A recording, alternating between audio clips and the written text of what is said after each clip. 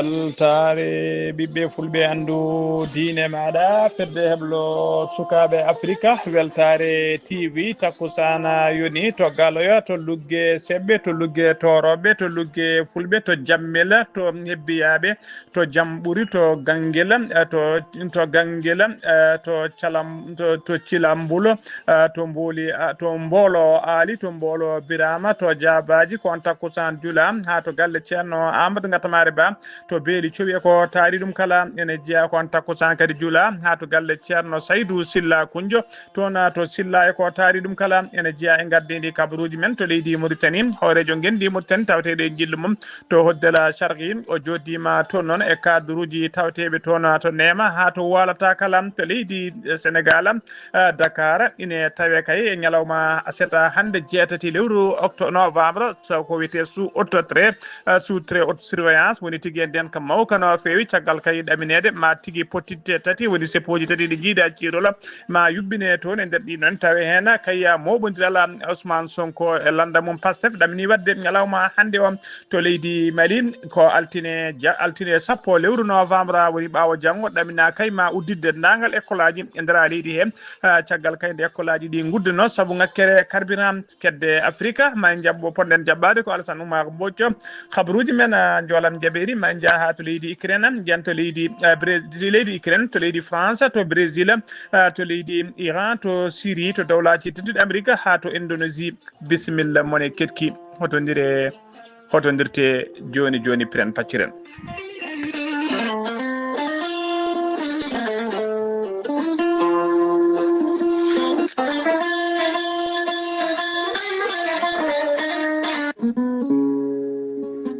aadi bil aadi salade aadi ɓuri fulfinaɗi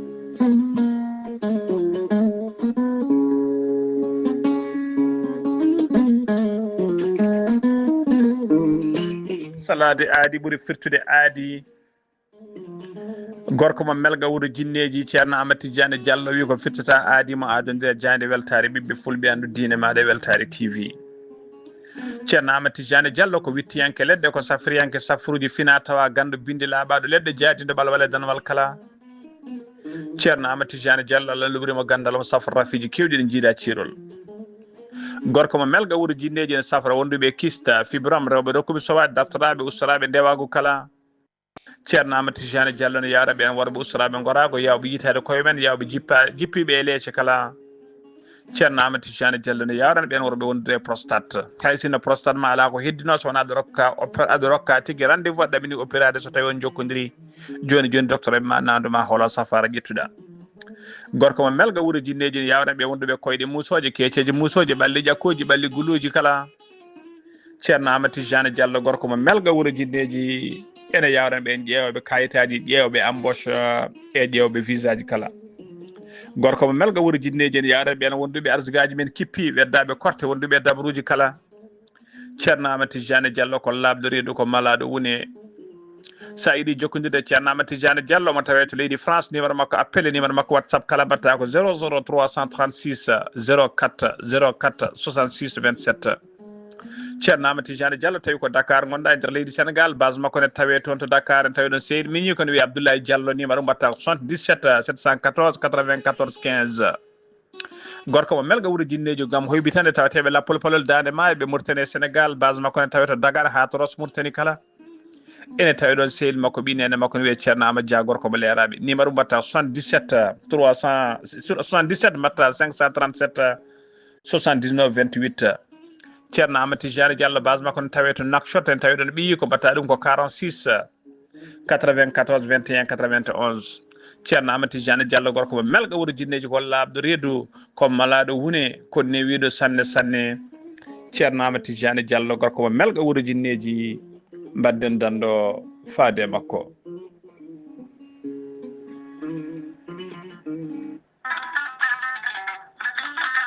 tare ki lekki gorelte safruki ko heewi hande o e nder windere nde kala gorelte ko haako moƴƴo iwru ko to korodinoro ari ko safrude e wallude ha moni kala yiito hen hoore muɗuma gorelte hewɓe safortoɓe kolliti jiitimi hen koye mumen joguiɗo AVC jogui cardiaque mo ƴiƴam dogata e ɗaɗi mum ɓandu jaaɗoru ɓandu wuloru e kala ko faate ɗin fannuji kala sa jokkodire gorelte ma wi alhamdulillah neɗɗo tuƴiɗo yahata juma ni jama ni jokkoyde enɗam ngam ɓandu musde jokkodire gorelte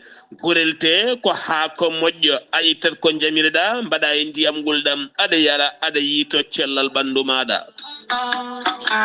gorelte sa yiɗi hedde hen kollaɓe jahata koto Google mbaɗa www.gorelte.com ma janggan hoorema kala ko gorelte safrata kala sa yiɗi jokkodirde e tongoɗe gorelte so tawi gonɗa koto risatol jokkodirta koye galle ceerno Yahya Ba mbatta ko 77 780 30 85 so tawi noon gonɗa koto wuuro teddungo woni Madina Gounass jokkodirta koye Amadou Samba Lo mbatta ko 78 119 00 65 so tawi noon gonɗa koto Galoya jokkodirta koye Aissata Touré mbatta ko 77 218 09 98 so tawi noon gonɗa koto Asilem jokkodirta koye Mamadou Demoya mbatta ko 78 289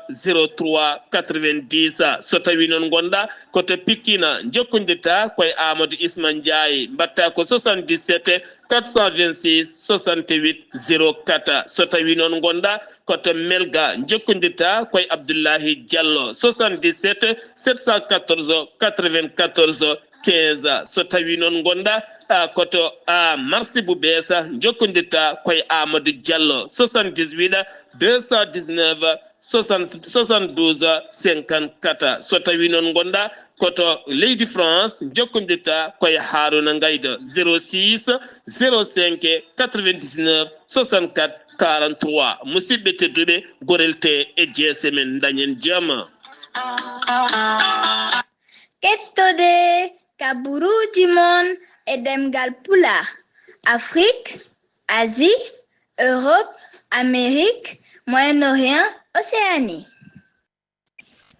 jam ñalle mon musidɓe tedduɓe eɗen gone hoore biira jeetati lewru novembre hitande ujunnaje ɗiɗi e nogas e joyyi habaruji mon e ɗemgal pular e sawta he ko musidɗo mon sehil mon Ghali Abouba to karallagal ha mbawon yiide en to banggue nate ɓosoje ko meññi men sehil men Saydou Abouba hono no mbiru en gardini kabaruji men koto leydi Mauritanie pudorɗen to leydi Mauritanie Mohamed Cheikh El Ghazouani hoorejo gendi ndi gonɗo e jillu mum kay e nder hoddela Sharqi o joddima to Nema e ɓen tawi ko wiyeteɓe cadre uji diwan o siftiniɓe noon holko woni mujibu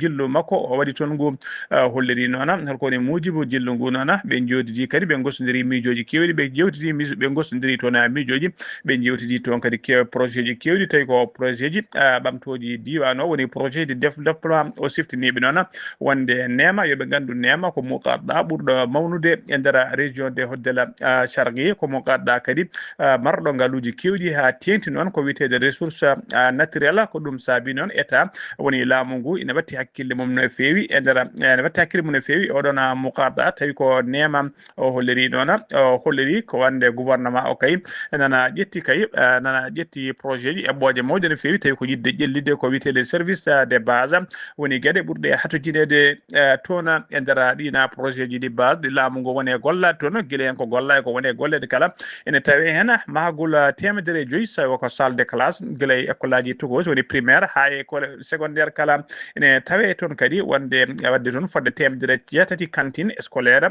tawi ko état jogoto ration ɗiɗon cantine aji tawi ko sukaɓe élève ɓurɓe miskinede ene mbawa tigui wattade e ñamde ɗiɗon cantine aji hano hannirta ni o siftiniɓe noon wonde kay en 2019 ɗiɗon cantine aji jaɓɓorno ko ujunnaje jeeɗiɗi temedde nayo capanɗe jeegom e goho neɗɗo e oɗo saaha joni 2025 gonne ɗo ɓe jettima ha ujunnaje jeenayyi e temetere capanɗe jeeɗiɗo neɗɗo yowtiɓe e nder ɗiɗon cantine aji projet ji kewɗi noon joni projet ji kewɗi kay taw ko ƴellitoji diwan o ɗi hen gollama ɗi holli hen kadi nana jokki gollede hano hanitni ha joni ko leydi Mauritanie keddoɗena biteɗo Maluma Mintu El Meida ko debbo ko jimawo ko nalanke belɗo dande dowlude no fewi e nder leydi Mauritanie kanko malaw noon caggal kayde laamu ngu sifande ndena sifande noon hollirde kay wonde oɗo saaha joni ko interdit woni tigine haɗa e nder leydi Mauritanie no dijor noon so tawi kay waɗi pijirloji guila e nalankoɓe ardene jima kay ɓen dartoɓe e kala saaha ne geltina sakkosaji kalisaji walla posuji men ene geltina koppereje kewje no fewi ne beddo ɗiɗon haliseji e ɓen nalankoɓe guila gal kuulal yalti noon hewɓe kay guila e nalankoɓe hewɓe kolliri hen metti mumen no fewi ɓe kolliri tigui wonde ɗum noon laamu ngu yiiɗi ko bonnude business uji mabɓe kanko Malum Mintu noon Mintu Meida o yadani e mabɓe o holliri kay wonde ngallo kuulal ngal laamu ngu waɗi kala nalanke kay so tawi ko jontaɗo ko joom hakkille kay ne foti andude wonde ngal ɗon kuulal ari tigui ko walludeɓe e rokkudeɓe valeur ha timma kamɓe nalankoɓe saabu o holliri kanko Maluma Mintu Meida o holliri kay ko nalanke darato ene yima kay yimɓe ngara ñukoye mum e beddo e mum kalisa ɗum noon o holliri tigui ala fayida kadi wona teddugal ko nanguirde nalanke o no comme mataw ko instrument woni ko kutorgal ni foti ko teddinede hormede saabu kay so neɗɗo yiiɗi waɗande nalanke ne wawi tigui rokku ɗum haalisa ha heewa tawa tigui weddaki muma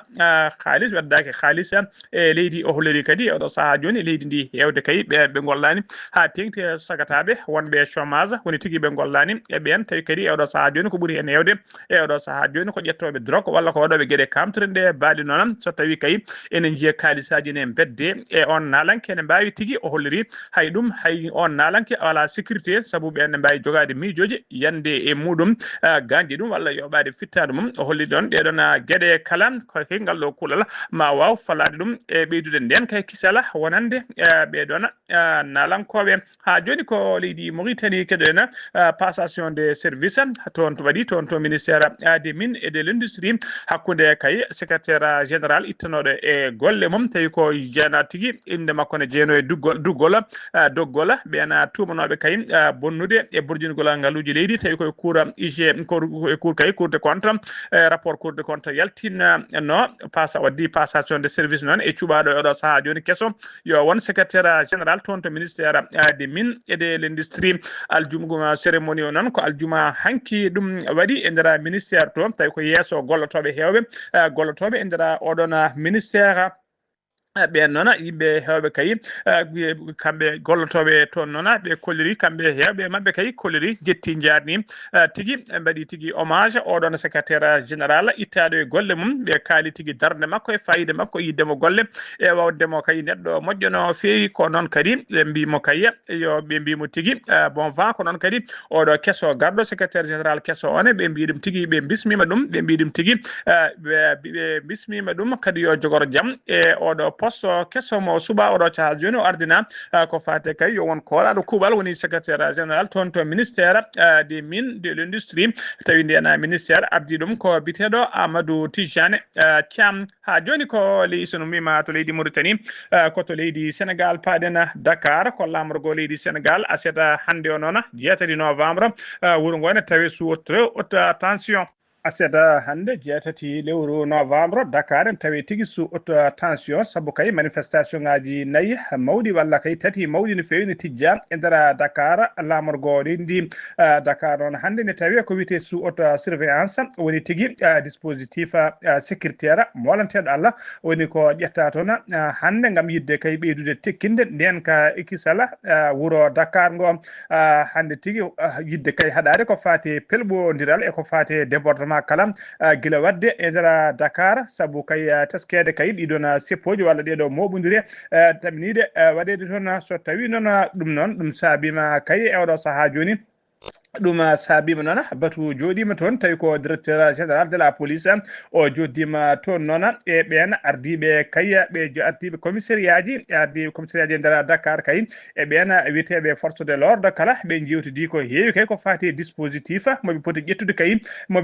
ƴettude kay caggal kay nde kanko mbiɗen directeur général de la police nationale nde o jodde mabɓe batu noon ɓe ƴetti peeje ɗen peeje noon ko peeje ɓutti no fewi gam rende Dakar lamorgo leydi ndi tawi kadi kadi mbiɗen tawi ɗon ko ɓen witeɓe dendagal commissariat ji des police wondude e poste ji des police tawateɗi toon e nder Dakar tawi kadi ine wondi eɓe ballodira eɓe witeɓe GMI e witeɓe dikkala wondude ɓe witeɓe OCRTIS wondude agent ji de renseignement tawi ko civil en woni Demba Sumbul en kañumen kala mbawi rendinede e oɗo saaha joni tawi ko agent de renseignement tawi ko wonɓe en civil foof noon ko gam yidde ɓeydude nden ka ekisala dispositif o noon golle mum koye nokkoye saahaji tati woni tigui ɗe golle mum koko adi seppoji ɗi e saaha seppoji ɗi e caggal seppoji ɗi tigui woni ko wiyete avant avant pendant et après les manifestations foof noon ko yidde kay ɓeydude nden ka ekisala ndara peeje mabɓe ɓe ƴetti noon ko ardi foof ko falade kay hadde ko wiyete caravane uji ɗi kay gila pottidde e nokkuji falade kadi ko wiyete infiltration woni tigui walla yimɓe aroɓe naata e seppoji goɗɗi tawi jeeyaka hen walla ko wiyete débordement ɗum foof koye golle mabɓe jeeya ha tenti noon to nokku biteɗo Sacré Cœur 3 saabu ko toon collectif biteɗo ñahtu national kañumen ko toon to Sacré Cœur 3 ko toon tigui ɗamini yodde tala mumen woni mawɓodiral mumen hay sinno kay oɗo saaha joni gouverneur o namdinama kay nde ɓe mbaylata oɗon nokku kadi to ɓe ɗamini yuɓɓinde manifestation mabɓe woni Sacré Cœur 3 waɗɗani VDN noon ko toon rewata caravane de santé caravane tawi ko caravane Pastef woni tigui caravane Pastef yimɓe Pastef en ɓe ko ɗon caravane mumen foti rewde e nder ɗin manifestation ngaji kadi laamu ngu ɓeydi tekkinde nden ka e kisala saabu kay ɓe kutorima ngollo lawol maɓe mbawa hutorade kayya ɗiɗon laakon tawi ko laakon toksona ndiwon kono gonɗani pilote woni ko wiyete drone tawi ko drone aji de surveillance et de reconnaissance ma mbaw kewede e nder Dakar lamorgo leydi ndi foof gam yidde ɓeydude tekkinde nden ka e kisala Dakar kadi ma systéme anti drone ma waw laamu ngu hutor ɗum ɗo on systéme anti drone noon ko kala kay drone tawi wona drone aji laamu ngu ko wedda to noon laamu ngu ne jogui systéme kay jandinowo kono ɗon drone aji ɗumaddu kadi coopération mawɗo kadi waddama hakkude police e gendarmerie mabaddu junggo e fandu kay falade haɓade kay kala kene wiye pelɓodiral e nder ɗiɗon seppoji ha joni ko leydi Sénégal keɗoɗen Ousmane Sonko kañum woni hoore jagoɗo leydi Sénégal guila alkamisa noon omo tawe tigui e gurte makko walla mbiyen foftere makko woni congé makko e oɗo saaha noon e oɗo saaha kay jogui intérim wonde kay jogui intérim waɗa tigui premier ministre par intérim woni intérim poste makko yo ko biteɗo Yassine Fall noon ko debbo kañum woni ministre de la justice mo leydi Sénégal kono ɓe kalani noon congé Ousmane Sonko holno foti balde ɓe kalani kadi mande intérim Yassine Fall o holno foti balde ha joni ko leydi Sénégal keɗoɗen école Mama Mati ina tawe tigui e nder leggal bitegal le mariste toon noon ko scandale mawɗo waɗi toon ko vigile goto woni goto e rennoɓe école o tawi ko biteɗo PM mo yette ñang ko jam tigui wiya toon teeɓa o nanguina noon koko wiyete pédophilie noon woni yande e cukalana nde won tokoson kono jontani tigui yande mumen bonna ɗumen kanko noon teskama cukalel dewel gotel noon yande mum toon tawi koye nder toilette woni nder keblorde duusuji école hen cukalel dewel ngel noon ene wiye AS yara koye duuɓi jeenayyi ngel waɗata ko classe CED ko so toon tigui janggata ngel oɗon classe cukalel ngel noon cukalel ngel noon caggal kayde jinnaɓe mum teski tigui e ngel wayloriɓe to banggue mbadi kala saaha kadi e ngel hollira ngel sellani ko ɗon tigui kulɓiniguel namniguel ko ngel wondi ha ngel felliti haalde wonde kay ko vigile o woni bonnuɗo ngel yane maggel caggal ɗum noon jinnaɓe jeehi tigui to gendarmerie noon mbawi teɓade oɗon vigile caggal kayde losgoji mbaɗa tawi ko docteur hinde gynécologue en ɓe noon docteur kayido noon tengtini tigui wonde cukalel ngel ko mema ngel kanko cukalel dewel ngel noon holliri tigui wonde vigile o yaade maggel laabi ɗiɗi ene nawa ngel e nder keblode woni to douchuji oɗon école guila aljuma hanki noon kanko vigile o waɗama déféré ha joni ko leydi Sénégal keddoɗen ñande alkamisa 6 lewru novembre gonɗen ɗum ko ñande hen tigui wonno cérémonie tawi ko jaltugol haralde wattore 40 woni 40e promotion tawi ko koninkoɓe faggude woni douane ɓe jalti noon koto école des douanes ardi cérémonie o noon ko directeur du cabinet des ministres des finances du budget hono Bassirou Sara hono Bassirou Sar kanyum tigi ardi tigi odon cérémonie haalde nde non ko be temedde tato e nogasi jeedido sagata hena jeetata ko agent breveté temedere capan tato ko agent de constatation hena temedere capan jeetati e jeedido ko préposé de douane wonno pare non woni teddinira odo promotion ona ko bietenodo lieutenant douane Ibrahima Kalidou Gueye ko ancien surveillant général de l'école des douanes o yaltuno aduno gileyti ado junnaji didi e nogasi go ko kanko tigi inira teddinira odo promotion batto promotion capande naybi wala tawi ko douane mo leydi Sénégal ine tawtora cérémonie non ardibe douane ko wayno kay directeur général de la douane bitedo Babacar Baye Babacar Mbaye wondude directeur uji kewdi e chef uji de division wondude chef de service hewbe tawi ko douanier ko non kadi dadibe des forces de défense et de sécurité ko wayno police et gendarmerie ardibe mum hewbe mbawi tawtorede odona cérémonie ene tawtora cérémonie o kadi ene tawtora cérémonie o kadi ko wayno général division Philippe Dia kanyuma tigi woni kanyuma Philippe Dia mo CMP ART wondude vice amiral Oumar Wada ko non kadi gouverneur région de Dakar wawi tawtorede odon cérémonie e hewbe wadbe hewbe mbawi tawtorede odon cérémonie ha joni ko leydi Sénégal kedden Pape Malick Ndour ko ancien ministre de la jeunesse ancien ministre de la jeunesse et sahalamo Macky Sall justice leydi di non koko jofimo fedendu koko jefimo fedendu jeede association de malfaiteurs escroquerie wadde escroquerie galuji leydi e blanchissement des capitaux o wonno wadanoma tigi o wadama tigi kanko wonno non e saha kay o wonno coordinateur Prodac Allah dandimo non e nawe Allah dandimo kay e wedduyede kaso e odo saha joni kon non Allah dandanimo kay e tafnede jaw ko wiete brasserie électronique sabu kay odo saha joni o yamirama tigi nde o fatata galle makko caggal nde o wali jamma goto to commissariat des ports mo Dakar o fati galle makko non justice o yamiri tigi yo wadane ko wiete bracelet électronique woni yo wadane jaw tawi ko jaw électronique gon jaw non tawi to wawi wonde indara jokli kala justice on andi tigi e wadamo localiser to heedi tawi ko yamirode juge d'instruction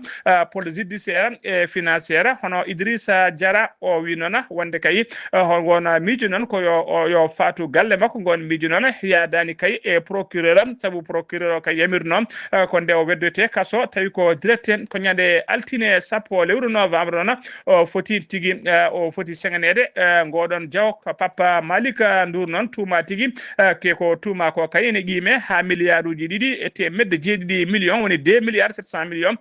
francs CFA Papa Malick Ndour non so ataw kay so ataw wulude victoire sabu parquet kay ne jogi ndimago e hattane kay noddide nyawtonde woni ko wadde ko wiete appel de la décision mo juge wadi o so be mbalambe be mbawi noddide nde don nyaawore be biya be jaadani hen ha joni ko leydi Sénégal kedolen leydi nyalawma kay windere mawninta ko fate nyalawma mo windere nde kala mawninta ko fate habade jabeda on nyalawma boyta yetto sabu kay ko nyande sappo naya lewru novembre gonden du ko indin baadi non fedde taw ko Sénégal nabe daribe kay habade ko fate jabeda woni fedde witede ASSD ngoni tigi koy kebungal mumena ko fate mawnin gola odon nyalawma nyande sappo naya lewru novembre fedde de non be nyubini conférence mabbe de presse wadde kay wadde Sénégal nabe kay sensibiliser andinde dumen e jertinde dumen kay bonande kay odo rafi bitedo jabede e andinde be kadi odo saha joni wonde jabede ne wada tabal mangal no fewi e dara windere he kala ha tenti non e dara Afrika be bismi non ko professeur Maymouna professeur e bismi non ko professeur Maymouna Ndour Faye on non ko spécialiste e rafiji bitede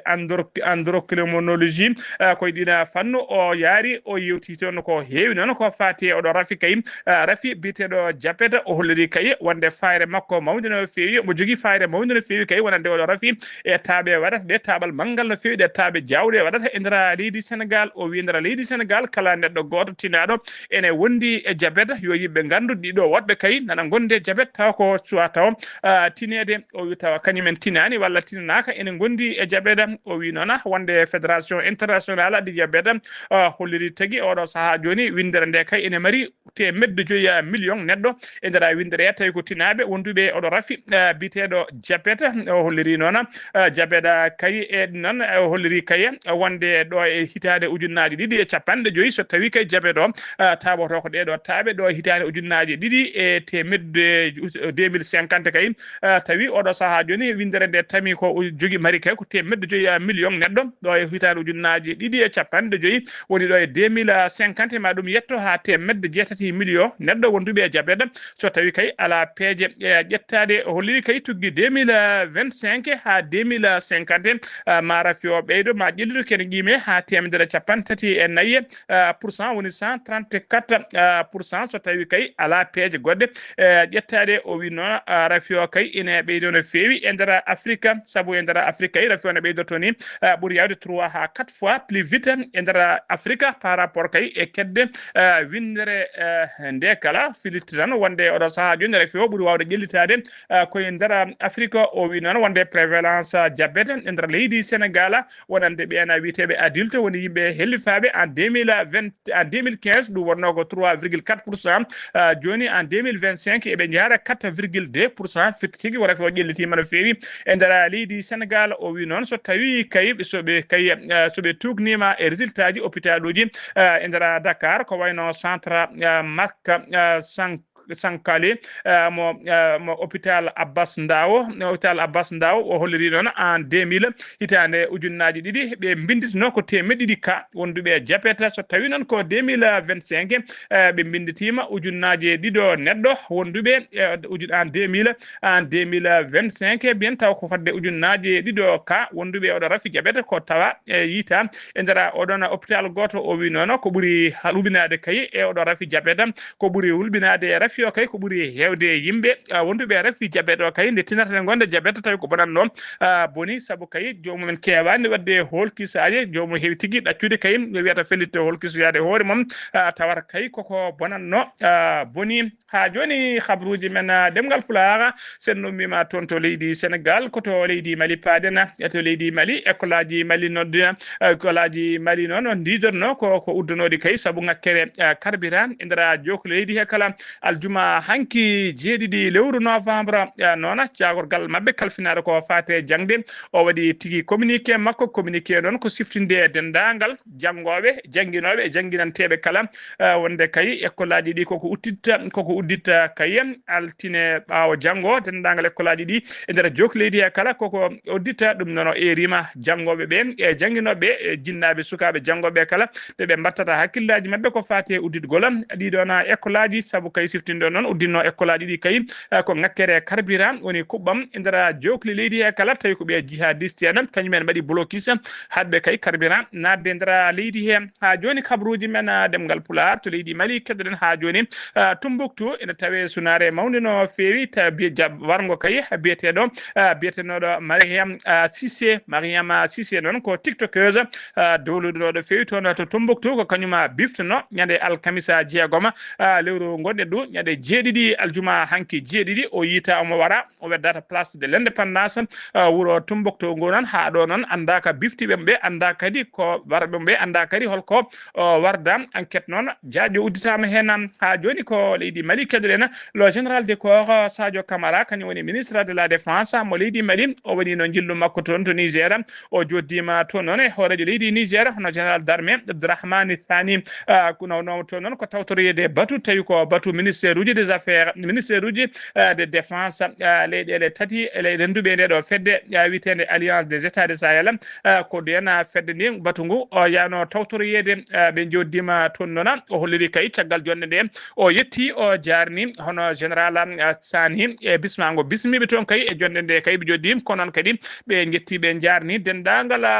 laamu e dendagal ɓesgu Niger naɓe kala e jaɓɓugal jabbiɓe o holliri noon e oɗo saaha joni AES woni alliance alliance des états du Sahel mbaɗi tabande mawde no fewi kadi ma ɓeydu rendinde sembeji men e peeje men kay haɓade ko fati e seɓɓitiɓe e ɓeydu tekkinde nden ka e kisala leydi ɗe tati ha tenti noon e keeri leydi mabɓe ha joni ko leydi Mali kadi nen délégation timmuɗo tawi ko délégation armée leydi Mali ɓe mbaɗino jillo mabɓe ñande alarba 2 lewru novembre to Dakar ɓe joddima toon noon e général d'armée aérien woni DS Birama Diop ministre des forces kañum woni ministre des forces armées mo leydi Sénégal ardino sete armée Mali o noon ko colonel major Oumara Maïga ko kañum woni conseiller technique et coopération to ministère de la défense mo leydi Mali mujibu jillu ngu noon ko yidde ɓeydude tekkinde nden ka e kisal yidde kadi ɓeydinde tekkinde jokkodiral moƴƴal hakkude sembeji woni koninkoɓe e leyɗe ɗe ɗiɗi yidde mabɓe noon kay ko ɓeydu tekkinde kadi nden ka e kisala kerola leyɗe ɗe ɗiɗi ha joni ko leydi Mali keddoɗen commissariat de police mo Kuccala ɓe mbaɗino opération mabɓe pattamle miijo ñande 2 lewru novembre gonɗe ɗum tawi ko haɓade drogue e nder Kuccala ɓe teɓima hen noon sagataɓe ɗiɗo dartonoɓe kay hutorade e wadde trafic de drogue ɓe tawriɓe kay capanɗe 7 brique tawi ko drogue mo hinde chanvre indien ɓe mbiyama teɓ noon e oɗo saaha joni enquête nana jokki e mabɓe ha joni habaruji men e demgal Pulaar kedde Afrique ponɗen jaɓɓade ko musidɗo men Alassane Oumar Mbocco habaruji meɗen ponɗen jaɓɓade ko musidɗo men sehil men Alassane Oumar Mbocco kono en keɓanimo eɗen mbiya tan nde Allah rokkatamo cellal makko ha timma habaruji men takkusana juulama ha toon to galle ceerno Amadou Tidiane Alpha Mamadou Siley Ba to ka hayri ko on takkusan juulama ha to galle ceerno Abdourahmane Dia to PK 8 Nouakchott ha to galle ceerno Yaya Ba to Richard Toll e ko taari ɗum kala habaruji men jolam jaɓeri ko to leydi Ukraine puɗorɗen to leydi Ukraine to leydi Ukraine leydi Ukraine noon kena wona kay joni hitande ko guerre musto tawete toon ha tenti noon hakkude ngoɗo wuuro witego Poknofgo ko seeɗa noon wuuro ngo heddi kay oɗo saaha joni arta e juuɗe leydi armée rusnaɓe Pokrof noon ina tawe tigui to banggue funnague leydi Ukraine ko e nder état bo Donetsk ko wuuro noon faydigo no fewi ko wuuro manggo no fewi saabu e wuuro ngo ne mari fodde 60 ujunere habitants tawe nder wuuro ngo e oɗo saaha joni noon ko seeɗa tan heddi wuuro ngo arta e juuɗe armée leydi armée russe naaɓe saabu kay oɗo saaha kala ɗiɗo lebbi kala ha tenti ɗeɗo balɗe noon ko tigui ko guerre cattuɗo tawte e falde gona wuuro kay saabu armée leydi Russie nana rendide doole mum kala gam yidde heptude ngoɗon wuuro mbiɗen ko seeɗa tan heddi ngo arta e juuɗe armée leydi Russie koto leydi Ukraine paaɗena leydi Ukraine noon tawe tigui e yoro manggo no fewi woni sécheresse kulɓiniɗo no fewi ɗum saabi noon laamu ngu asata hande o ƴetti peeje mabɓe noon koye kala saaha kuppude ndiyam e nder Téhéran lamorgo leydi ndi Téhéran noon lamorgo leydi ndi ene mari kay kene ɓuura ujunnaje sappo kene ɓuura million ngaji sappo neɗɗo woni 10 millions habitants ko ɓuuri ɗum seeɗan tawe e nder wuuro ngo laamu ngu noon e oɗo saaha joni feere ƴetti kay ko saabu kay kuppude ndiyam e kala saaha e kala waktuji ɓe kuppa ndiyam salade kay ko fate gaspillage woni bonnude ndiyam e ustude kay ko fate consommation ndiyam saabu koye jogade ɓe kulhuli so tawi ɗum waɗaka ma ndiyam ngakko ha laaɓa e nder Téhéran lamorgo leydi ndi ko ɗum noon ko asata hande o noon ministre mabɓe de l'énergie kañuma ɓajini oɗon kabaru woni ndeɗon feere koto leydi Brésil paaɗen to leydi Brésil noon ƴiwonde woni tornade kewɗo ndiyam taw ko jaaduɗe hendu wirtanoma toon to banggue worgo leydi Brésil ɗum noon saabima ha yimɓe joyo wasi hen pittali mumen fodde 150 woɗɓe barmi hen ɓen ko barmande kakiriɗe ɓen ko barmande musde no fewi ɗum ko aljuma hanki jeeɗiɗi lewru novembre ha joni kabaruji men jolam jaɓeri koto leydi Syrie paaɗen aljuma hanki jeeɗiɗi lewru novembre laamu dowlaji dentude Amérique ɓe pelliti tigui yewtude e ittude inde kay e oɗo saaha joni gonɗo hoorejo leydi Russie gonɗo hoorejo leydi Syrie gonɗo e oɗo saaha joni inde gonɗo hoorejo leydi Syrie biyeteɗo Ahmed Al-Sara ittude inde makko kay e doggol liste taw ko Amérique naɓe bindi wonde ko terroriste en ko hen inde makko wonno ha alkamisa hanki o ha aljuma hanki o inde makko ne tawetno hen en kono ɓe kolliri oɗo saaha joni dowlaji tendude Amérique ɓe itti inde makko ha laaɓi e doggola ɓen tawi koɓe Amérique nanguiri wonde ko terroriste en ha joni habruji men demgal Pulaar to dowlaji tentude Amérique paaɗen James Watson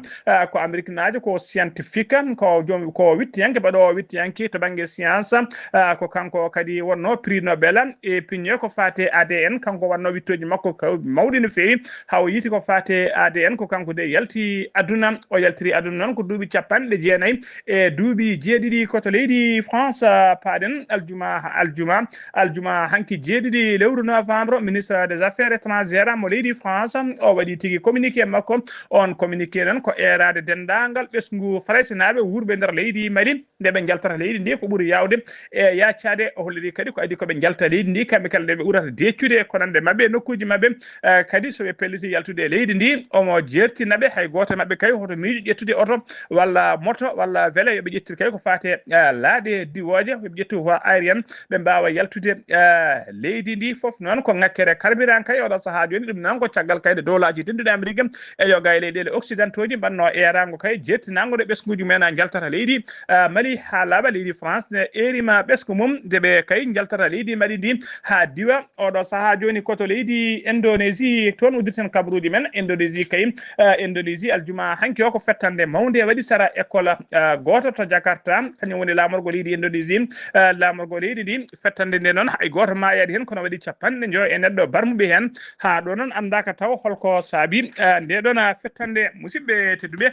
gasi ha laaɓi ceer ko ɗum ɗo wonno ko min tonga noon habaruji mon e ɗemgal Pulaar e sowde ko musidɗo mon sehil mon Haali Abouba to karallagal ha mbawat yiide en to banggue nate e ɓosoje ko miñi men sehil men Saydou Abouba ketki malaki jaam yo jaam Allah jogoɓe jogo